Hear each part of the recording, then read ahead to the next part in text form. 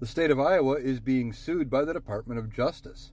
Now, why are they being sued? Well, Kim Reynolds had signed a bill earlier this year that granted state cops, state police officers, not just state police, but state and local police, the authority to arrest undocumented immigrants who had been previously deported and charge them with a state-level crime of being here illegally.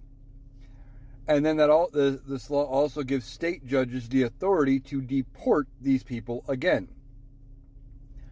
And they are being sued by the Biden administration because that violates the Supremecy Clause of the United States Constitution.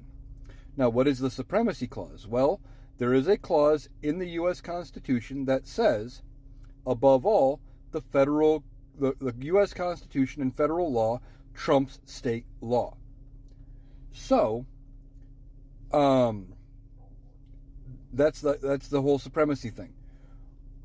Basically, it says, if the federal government wants to pursue something where they have already said it is illegal to do X, Y, or Z, the states really shouldn't be able to go around that.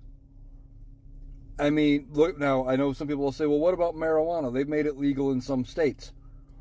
Well, the federal government has said we're no longer criminalizing marijuana. That hasn't changed. And the states have started to allow it. However, should the federal government change their policy and decide to criminalize it, they could go in and start charging people under federal crimes because it is still federally illegal. State laws cannot supersede a federal law, and that's effectively what this is trying to do, because it is trying to bypass the federal immigration laws and the federal immigration process. So it'll be interesting to see how this all plays out, but I'm not surprised that Iowa, which is currently Republican controlled, that the Republicans here have thumbed their nose at the U.S. Constitution.